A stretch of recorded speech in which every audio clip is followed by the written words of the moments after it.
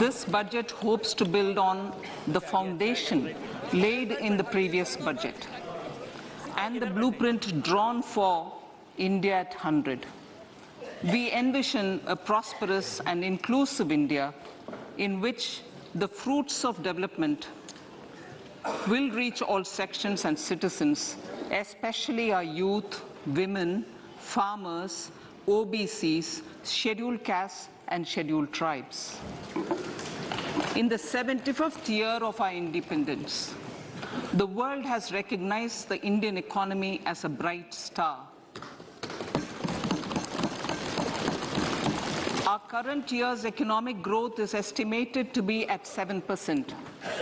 It is notable that this is the highest among all the major economies.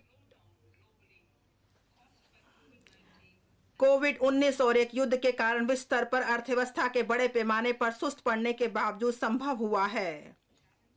इसलिए भारतीय अर्थव्यवस्था सही रास्ते पर है और चुनौतियों का समय होने के बावजूद उज्जवल भविष्य की दिशा में बढ़ रही है। आज जबकि भारत के लोग अपना मस्तक ऊंचा करके खड़े हैं और दुनिया भारत की उपलब्धियों और कामयाबियों की सराहना कर रही है, हम पूरा विश्वास है कि जिन अग्रजों ने भारत की आज़ादी के लिए लड़ाई लड़ी थी, वे आगे बढ़ती हमारी कोशिशों को आनंदित होकर आशीर्वाद दे रहे होंगे। हमने सबका प्रयास के माध्यम से व्यापक सुधारों और ठोस नीतियों के क्रियान्वयन पर ध्यान केंद्रित किया है, जिनके परिणाम स्वरूप जन भागीदारी और जरूरतमंद लोगों को लक्षित समर्थन मिल सका है। इससे हमें मुश्किल वक्त में अच्छा करने में मदद मिली है। दुनिया में भारत का कद कई शानदार उपलब्धियों की वजह से बड़ा है। अद्वितीय विश्व स्तरीय डिजिटल पब्लिक इंफ्रास्ट्रक्चर यानी आधार, कोविन और यूपीआई, अभूतपूर्व पैमानों और रफ्तार से कोविड टीकाकरण अभियान, अग्रिम मोर्चों जैसे कि जलवायु संबंधी लक्ष्यों को हासिल करना, मिशन लाइफ और राष्ट्रीय हाइड्रोजन मिशन में अत्यधिक सक्रिय भूमिका इनके उदाहरण हैं। कोविड-19 महामारी के दौरान हमने 80 करोड़ से अधिक लोगों के लिए 28 महीनों के लिए मुफ्त खाद्यान्न की आपूर्ति करने की योजना के साथ यह सुनिश्चित किया कि कोई भूखा ना सोए। खाद्य एवं पोषणगत सुरक्षा सुनिश्चित करने के प्रति अपनी प्रतिबद्धता को जारी रखते हुए हम पीएम गरीब कल्याण अन्न योजना के अंतर्गत अगले 1 वर्ष के लिए सभी अंत्योदय और प्राथमिक प्रयास परिवारों को मुफ्त खाद्यान्न की आपूर्ति करने की योजना 1 जनवरी 2023 से लागू कर रहे हैं और लगभग 2 लाख करोड़ रुपए से अधिक के संपूर्ण व्यय का वहन केंद्र सरकार द्वारा किया जाएगा। वैश्विक चुनौतियों के इस दौर में G20 अध्यक्षता हमें विश्व आर्थिक अर्थव्यवस्था में भारत की भूमिका को सशक्त करने का एक अद्वितीय अवसर देती है। वसुधैव कुटुंबकम की थीम के साथ हम वैश्विक चुनौतियों का निराकरण करने के लिए और टिकाऊ आर्थिक विकास संभव करने के लिए एक महत्वाकांक्षी लोक केंद्रित एजेंडा पर चल रहे हैं। वर्ष 2014 से भारत के प्रयासों ने सभी नागरिकों के लिए बेहतर क्वालिटी की जिंदगी और इज्जत की जिंदगी सुनिश्चित की है। प्रति व्यक्ति आय दुगनी से भी अधिक होकर 1.97 लाख रुपए अधिक हो गई है। इन 9 वर्षों में भारतीय अर्थव्यवस्था का आकार भी बढ़ा है और यह दुनिया की 10वीं से 5वीं सबसे बड़ी अर्थव्यवस्था बन गई है। हमने कारोबार के लिए अनुकूल परिवेश के साथ एक सुशासित और नव अनुमेशी देश के रूप में अपनी स्थिति में उल्लेखनीय रूप से सुधार किया है, जैसा कि अनेक वैश्विक सूचकांकों में परिलंबित होता है। हमने कई साधारणीय विकास लक्ष्यों में भी उल्लेखनीय प्रगति की है। अर्थव्यवस्था और अधिक औपचारिक हो गई है, जैसा कि वर्ष 2022 में ईपीएफओ सदस्यता के दुगने से अधिक 27 करोड़ होने और यूपीआई के माध्यम से 126 लाख करोड़ के 7,400 करोड़ डिजिटल भुगतान से प्रतिबिंबित होता है। लक्षित लाभों को सबके लिए सुलभ कराने के साथ अनेक योजनाओं के कुशल कार्यान्वयन के परिणाम स्वरूप समावेशी विकास संभव हुआ है। कुछ योजनाएं इस प्रकार हैं।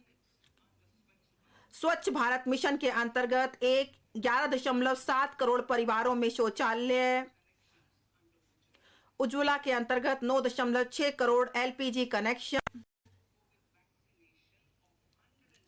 102 करोड़ लोगों को 220 करोड़ कोविड टीकाकरण, 47.8 करोड़ पीएम जन धन बैंक खाते, पीएम सुरक्षा बीमा और पीएम जीवन ज्योति योजना के तहत 44.6 करोड़ व्यक्तियों के लिए बीमा कवर और 11.4 करोड़ से अधिक किसानों को 2.2 लाख करोड़ का नकद अंतरण देना पीएम किसान सम्मान निधि के अंतर्गत। अमृत काल के लिए हमारी संकल्पना में सुदृढ़ लोकवित्त और सशक्त वित्तीय क्षेत्र के साथ प्रौद्योगिकी चालित और ज्ञान आधारित अर्थव्यवस्था शामिल है। यह हासिल करने के लिए सबका साथ, सबका प्रयास के माध्यम से जन भागीदारी अनिवार्य है। इस विजन को हासिल करने के लिए आर्थिक एजेंडा में 3 चीजों पर ध्यान केंद्रित किया जाएगा। पहला, नागरिकों विशेषकर युवा वर्ग को अपनी आकांक्षाओं की पूर्ति करने के लिए पर्याप्त अवसर उपलब्ध कराना। दूसरा, विकास और रोजगार सृजन पर विशेष ध्यान देना। और तीसरा, वृहद आर्थिक सुस्थिरता को सुदृढ़ करना।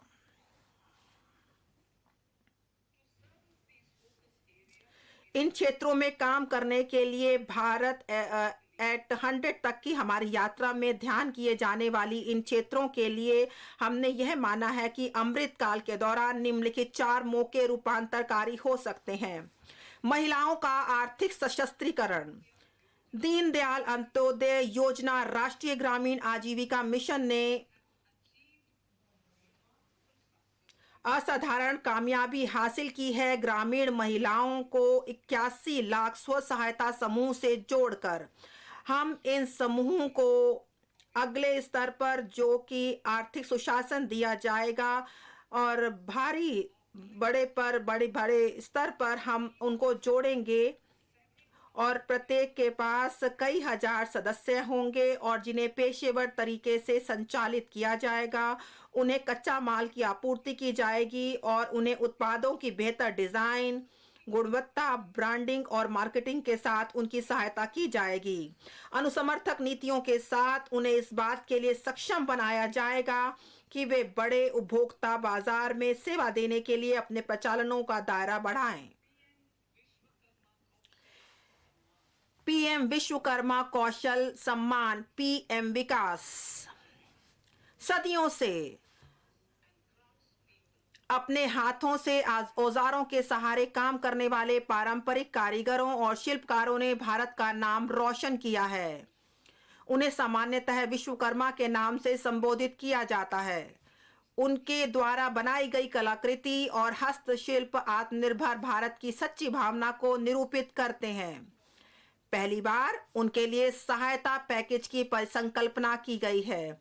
इस नई स्कीम के माध्यम से उन्हें अपने उत्पादों की गुणवत्ता, पैमाने और पहुंच में सुधार लाने, उन्हें एमएसएमई वैल्यू चेन के साथ एकीकृत होने में सक्षम बनाएगी। इस योजना के संगठकों में न केवल वित्तीय समर्थन शामिल होगा, बल्कि उनमें उन्नत कौशल प्रशिक्षण, आधुनिक डिजिटल तकनीकों की जानकारी और दक्ष हरित प्रौद्योगिकियां, ब्रांड प्रमोशन, स्थानीय एवं वैश्विक बाजारों के साथ संयोजन, डिजिटल भुगतानों और सामाजिक सुरक्षा के प्रति सुलभता भी शामिल होगी। इसमें अनुसूचित जातियों, अनुसूचित जनजातियों, अन्य पिछड़ा वर्गों, महिलाओं और कमजोर वर्गों के लोगों को बहुत सहायता दी जाएगी। पर्यटन। हमारे देश में घरेलू के साथ साथ विदेशी पर्यटकों के लिए आकर्षक स्थानों की भरमार है। पर्यटन में अपार संभावनाएं हैं जिनका उपयोग किया जाना है। इस क्षेत्र में विशेषकर युवाओं के लिए नौकरियां एवं उद्यमिता के शानदार मौके हैं। पर्यटन को बढ़ावा देने का कार्य राज्यों की सक्रिय सहभागिता, सरकारी कार्यक्रमों से समन्वय और पब्लिक प्राइवेट भागीदारी के साथ मिशन मोड में किया जाएगा। हरित विकास, हम हरित ईंधन, हरित ऊर्जा, हरित खेती, हरित मोबिलिटी, हरित भवन और हरित उपस्कर के लिए अनेक कार्यक्रम और विभिन्न आर्थिक क्षेत्रों में ऊर्जा के कुशल उपयोग के लिए नीतियां क्रियान्वित कर रहे हैं। हरित विकास के ये प्रयास अर्थव्यवस्था की कार्बन सघनता को कम करने में सहायता पहुंचाते हैं और हर क्षेत्र में बड़े पैमाने पर नौकरियों के मौके उपलब्ध कराते हैं। इस बजट की प्राथमिकताएं, इस बजट में निम्नलिखित 7 प्राथमिकताएं अपनाई गई हैं। वे एक दूसरे का संपूर्ण करती हैं और अमृतकाल के दौरान हमारा मार्गदर्शन करते हुए सप्तऋषि की भांति कार्य करती हैं। समावेशी विकास, अंतिम व्यक्ति तक पहुंचना, अवसंरचना एवं निवेश, सक्षमता को सामने लाना, हरित विकास, युवा शक्ति और वित्तीय क्षेत्र। अब मैं प्राथमिकता नंबर 1 पर बात करूंगी, समावेशी विकास। सबका साथ सबका विकास के सरकार के सिद्धांत ने विशेष रूप से किसानों, महिलाओं, युवा लोगों, अन्य पिछड़े लोगों, अनुसूचित जातियों, अनुसूचित जनजातियों, दिव्यांग जनों और आर्थिक रूप से कमजोर तबकों को कवर करते हुए समावेशी विकास संभव किया है। सभी को हमने वरीयता दी है और हमने विशेष रूप से जम्मू कश्मीर, लद्दाख और पूर्वोत्तर पर भी निरंतर ध्यान दिया है। यह बजट इन प्रयासों को आगे बढ़ा रहा है। मैंने नहीं देखा इस तरह का चीट, इस तरह का क्रिमिनल माइंड पूरे जेल स्टाफ को ब्राइब कर देगा। मैं सोच भी नहीं सकता था गवर्नमेंट फंक्शनरी को इम्पर्सनेट करता था, आवाजें बदलता था। टारगेट भी बहुत पावरफुल धनवान लोगों को करता है। ये एक ही चीज से रुक सकता है, अगर आप इसकी जीभ काटें। न्यूज चैनलों के इतिहास में पहली बार न्यूज 18 इंडिया की web series FIR number 208 streaming 3rd February 9 PM